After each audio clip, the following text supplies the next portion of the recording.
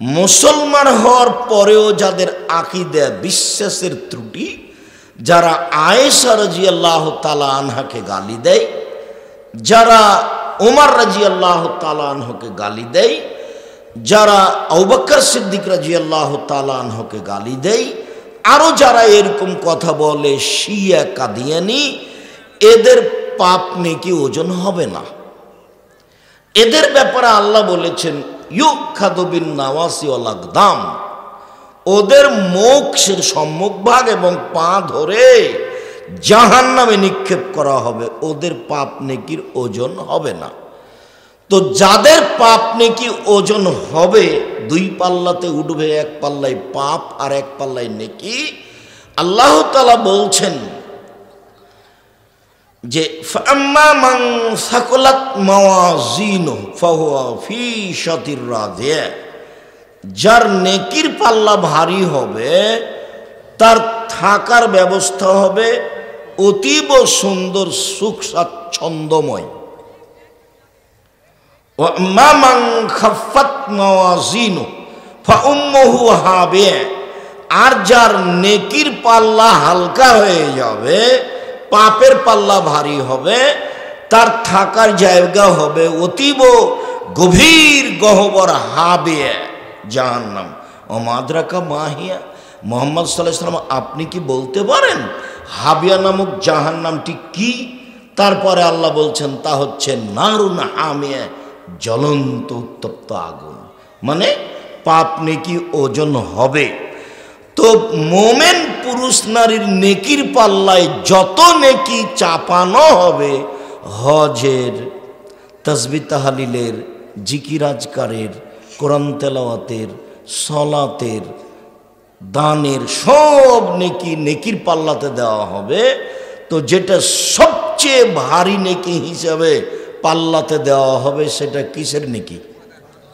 সদাচরণের। সদাচরণ কি জিনিস? এই কোনো খাওয়ার জিনিস নাকি? ভালো কথা, ভালো আচরণের নাম সদাচরণ। লোকে বলে ছেলেটা খুব ভালো, ছেলেটা খুব ভালো, ছেলেটার চালচলন এত ভালো, এদের সদাচরণ। মানুষেরা বলে দুনিয়ার বদ, শয়তান, দুনিয়ার বদ, ওর মুখের ভাষাই খারাপ, ও দোমুখা, ওর কথা বলো না তো। এই যে অসৎ আচরণ, এর একটা বাস্তব দেখাই। আপনাদের যেখানে রাস্তা পাকা শুরু হয়েছে ওখানে একটা অটো আছে, তো আপনি অটোতে বসে আছেন। আমি গিয়ে অটোতে উঠতেই ছেলেটা অটোটা টান দিয়েছে, তখন আমি ধাক্কা খেয়ে আপনার মুখের উপরে পড়ে গেছি। তখন আপনি আমাকে বলছেন বসেন বসেন, কোনো সমস্যা নেই, বসেন বসেন, কোনো সমস্যা নেই। এটা হলো একটা আচরণ। আপনি আমাকে বলছেন হ্যাঁ চোখ নাই, গাড়িতে উঠেছেন, হিসাব নাই, দেখে গাড়িতে উঠতে পারেন না, কপালে চোখ নাই, এটাও একটা আচরণ। বলেন তো কোনটা সদাচরণ? আগেরটা সদাচরণ। আজকের পরে থেকে নিয়ে কোনোদিন দাপট দেখিয়ে, ক্ষমতা দেখিয়ে কোনো কাজ করা হবে না। স্বভাব খারাপ করে কোনো কাজ করা হবে না। বলছে লোকটার স্বভাবই খারাপ, বলছে লোকটা মানুষই নয়, এরকম আচরণ করা হবে না। দলীয় দাপটে কিছু করবেন না জীবনে। ১৫০০ বছর পর জুলুম করার পরেও ফেরাউন ডুবে গেছে। তো ১৫০০ বছর জুলুম করেছে, তখন মানুষে মনে করেছে যে এর মনে হয় মরণ হবে না। আপনারা কয়েক বছরই বিরক্ত হয়ে গেলেন, তখন আপনাদের নেত্রীর সময়সীমা হলো মাত্র ৪৫ মিনিট। কয় মিনিট? মাত্র ৪৫ মিনিট। জুলুম করে, ক্ষমতা দেখিয়ে, দাপট দেখিয়ে ২ দিন বেঁচে থেকে লাভ নেই, দরকার নেই। মুনাফেকি করে, গাদ্দারি করে, বিশ্বাসঘাতকতা করে, মানুষের ক্ষতি করে, মানুষকে কষ্ট দিয়ে 2 দিন বেঁচে থেকে লাভ নেই। জমিদারি থাকলে ভদ্রতা বজায় দেখে জমিদারি করব। ব্যবসা করলে বড় থেকে বড়, ছোট থেকে ছোট ব্যবসা করব। নইলে দিন মজুরি করে খাবো, সারাদিন মানুষের কাজ করব, বিকালে টাকা পাবো, বাস 5 ওয়াক্ত সালাত আদায় করব। আব্দুর রাজ্জাক সাহেব বলেছেন, 1 5 ওয়াক্ত সালাত, 2 হালাল রুজি, 3 কোরআন তেলাওয়াত, 4 দুইজন যেখানে বসে আছে সেখানে বসা হবে না, আড্ডা পিটা নিষেধ, বাস জীবন শেষ। এই তো, এই ছাড়া আর আমি কিছু করতে রাজি নই। এইভাবে জীবিকা নির্বাহ করতে হবে, ক্ষমতা দেখাতে হবে, সময় বেশি নয়, অল্প। বারবার একটা কথা আঘাত করছে মাথায়, এটা তো বগুড়া, তারপরেও যেহেতু গাইবান্ধার পাশে, কাজেই কথাটা বলা ভালো। বৃহত্তর রংপুর মানে রংপুর, দিনাজপুর, লালমনিরহাট, নীলফামারী, কুড়িগ্রাম, পঞ্চগড়, ঠাকুরগাঁ, গাইবান্ধা, জয়পুরহাট, বগুড়া, এইসব ডিস্ট্রিক্টের 3টে আচরণ অন্যান্য জেলার চেয়ে খারাপ। 1,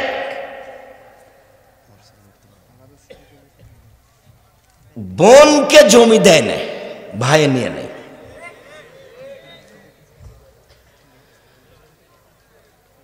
তা আমি বললাম, আচ্ছা বলো তো, তোমার দাদা 15 শতক জমি রেখে মারা গেছে, তো তোমার বাপ নিবে 10 শতক আর তোমার ফুফু নিবে 5 শতক, তো তোমার বাপ সকালে নিবে আর তোমার ফুফু বিকেলে নিবে, হুকুম এরকম না একসাথে?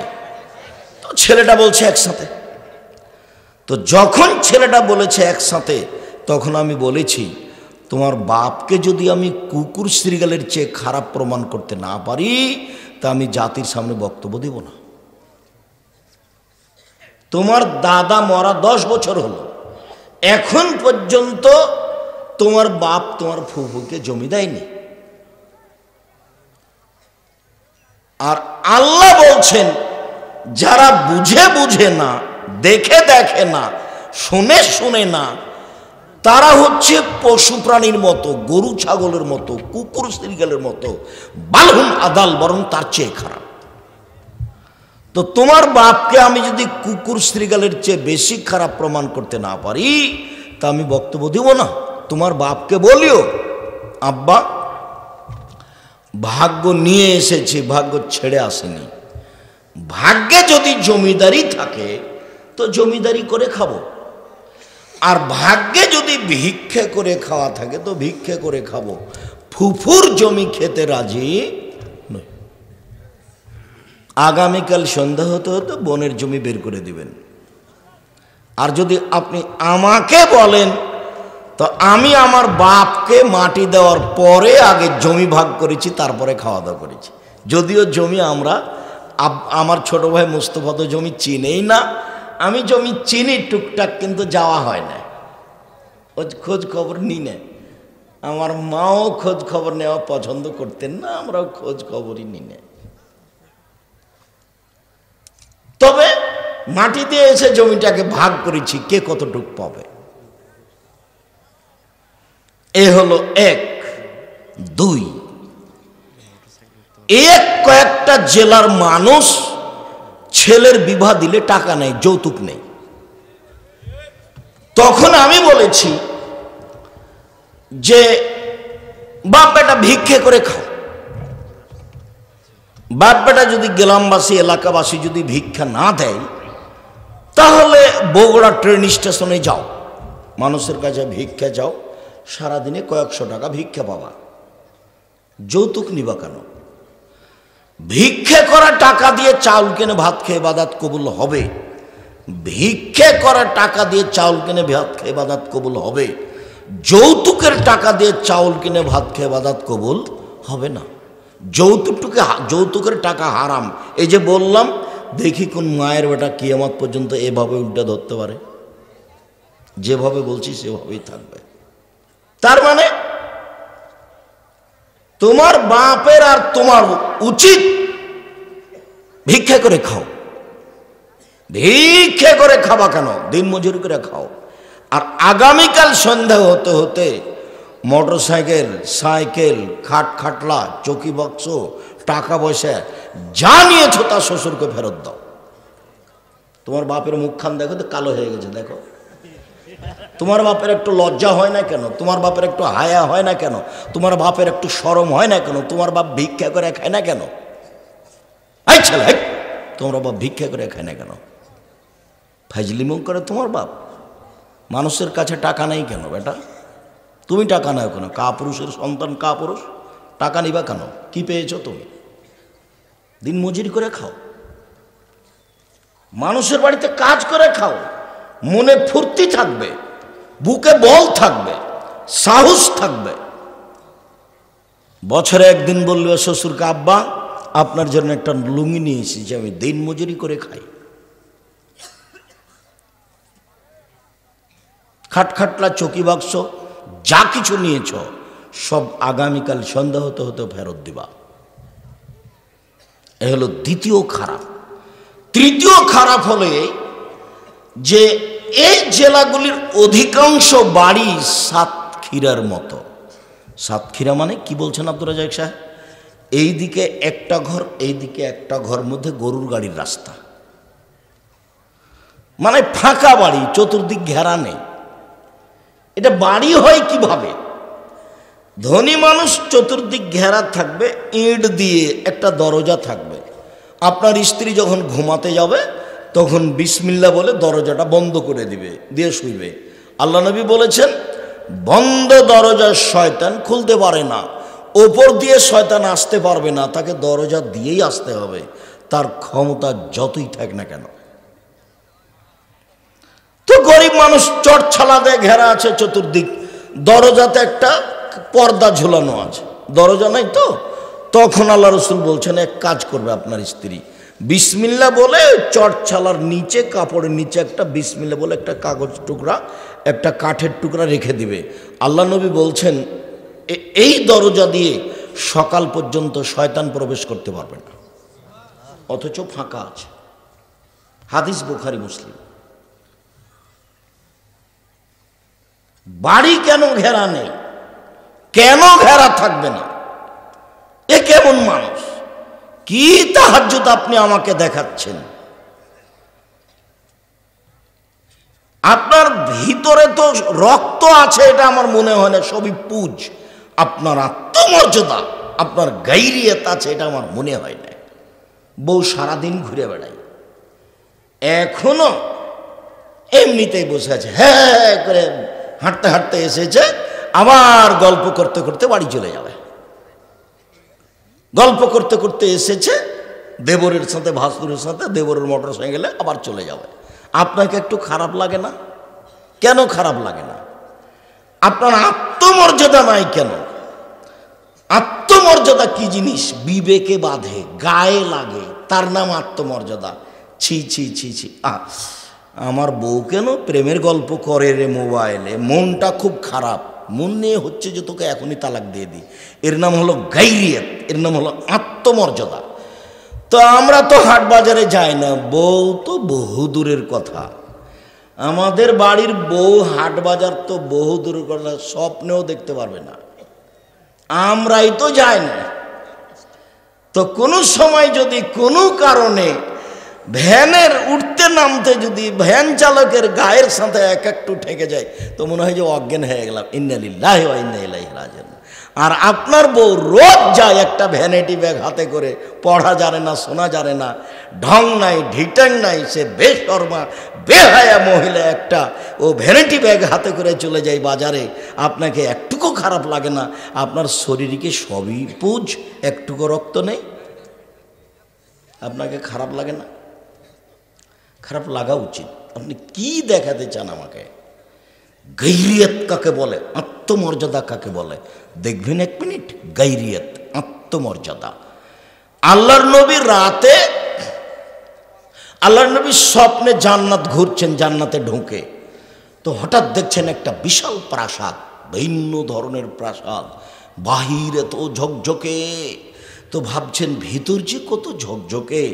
তো বৃদ্ধা একজন মহিলা পাশে, আল্লাহ নবী বলছেন, এই বৃদ্ধা মহিলা বলো তো এই প্রাসাদ কার? তো মহিলা বলছে এই প্রাসাদ উমারের। হাদিস কিন্তু বুখারী মুসলিম। তার মানে আল্লাহ নবী গায়েবের খবর জানেন না, ঘরটা কার তার জানা নাই। বলো তো বৃদ্ধা ঘরটা কার, প্রাসাদ কার? তো বৃদ্ধা বলল প্রাসাদ উমারের। তখন আল্লাহ রসুল বলছেন, না না না না, এত বড় আত্মমর্যাদার অধিকারী মানুষের ঘরের ভিতরে যাওয়া হবে না। এ ভিন্ন ধরনের আত্মমর্যাদার অধিকারী মানুষ, এর ঘরে যাওয়া হবে না। ঢুকলেন না। সকালে দেখা, উমার জান্নাতে ঘোরার সময় তোমার ঘরটা দেখলাম, এত ঝকঝকে উন্নত মানের ঘর, মনটা চাইলে একটু ভেতরটা দেখি, কিন্তু যখন শুনলাম তোমার ঘর, তোমার আত্মমর্যাদাকে হিসাব করে আমি আর ঢুকিনি। তখন উমারের দুই চোখের পানি ঝরঝর করে ঝরতে লাগলো। উমার রাদিয়াল্লাহু তাআলা আনহু বললেন, আল্লাহর নবী আপনি আমার আত্মমর্যাদাকে হিসাব করেন। আত্মমর্যাদা আপনাকে খারাপ লাগে না কেন? কেন খারাপ লাগে না? বউখানা যে আপনার হস্তিনী, তা আপনাকে খারাপ লাগে না কেন?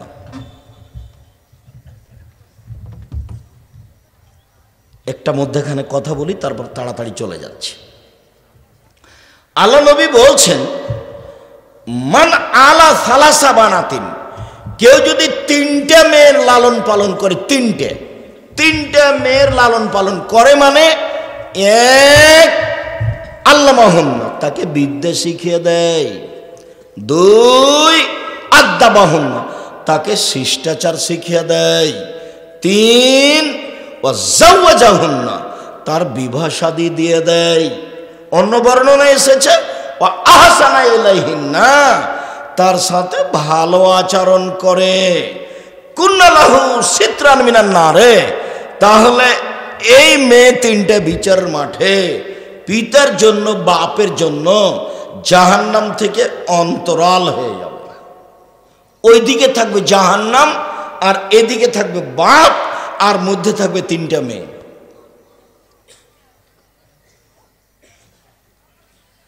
একটা মেয়ে হয়েছে তখন মন খারাপ, আর একটা মেয়ে হয়েছে তখন দাদি বলছে কি করবি রে, ডিপিএস খোল। তো যখন আর একটা মেয়ে হয়েছে তখন দাদি নানি বলছে বউ বাদ দে, বউ বাদ দে। কত স্বভাব খারাপ, বুড়িয়ে গেছে, তার হিসাব নিকাশ নাই। ধর্ম কি জিনিস? খায় আর পায়খানা করে আর দিন কাটায়, মানে বিবেচনা বলে কোনো জিনিসই নাই, মান মর্যাদা হিসাব বলে কোনো জিনিস নাই। 10টা ছেলেকে মাস্টার ডিগ্রি পাস করালে এক নেকি হবে, এই কথা মুহাম্মদ সাল্লাল্লাহু আলাইহি ওয়াসাল্লাম বলেননি।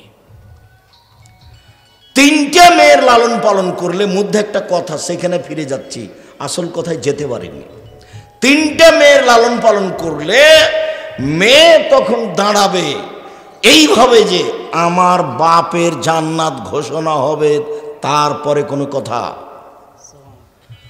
মেয়েরা এত শক্ত লাইনে দাঁড়াবে বিচার মাঠে, আমার পিতার জন্য জান্নাত ঘোষণা হবে, তারপরে কোনো কথা। অন্যথায় আমরা মেয়ে হিসাবে এখান থেকে সরে যাব না। তো একটা আছে বিদ্যা শিখিয়ে দিল আর শিষ্টাচার শিখিয়ে দিল। এইটা কথা যে শিষ্টাচার কি জিনিস, এইটা হলো মূল কথা। শিষ্টাচার কি জিনিস, শিষ্টাচার কাকে বলে? আসলে বাপই কি জানে শিষ্টাচার কাকে বলে? মাই কি জানে শিষ্টাচার কাকে বলে? নগ্ন হয়ে, অর্ধনগ্ন হয়ে, ভ্যানিটি ব্যাগ কাঁধে করে ঢং ঢং করে হেঁটে চলে যাওয়া, এটাই কি শিষ্টাচার? এখন বাজারে আপনার মেয়ে হাঁটছে, ক্লাস 10-এ পড়ে, ওর বিবাহ দিলে 2টা বাচ্চা হতো কেন? ও ক্লাস 8-এ যখন উঠেছে তখন যুবতী হয়েছে। ও 2 ছেলের মা, এখন বাজারে হাঁটছে। মেয়ে কি হিন্দুর না আপনার? জবাব আপনি দিন, আমাকে দিতে হবে না। আমি দিব কেন? মেয়ে কি আমার, যা আমি দিব? শিষ্টাচার কাকে বলে? শিষ্টাচার কাকে বলে? হুড়াহুড়ি করছে এখনো বাজারে আপনার ছেলে, আপনার মেয়ে। ও কি হিন্দুর ছেলে? ও কি হিন্দুর মেয়ে? কেন হুড়াহুড়ি করে? কা পুরুষ আপনি, ঘৃণিত পুরুষ আপনি, আপনি বাপ নন, আপনি ওই মেয়েটার সৎ বাপ, আপনি ওই ছেলেটার সৎ বাপ। আমি এই কথা বলিনি। আল্লাহ নবী বলছেন মেয়েকে শিখিয়ে দিল এক, শিষ্টাচার শিখিয়ে দিল দুই।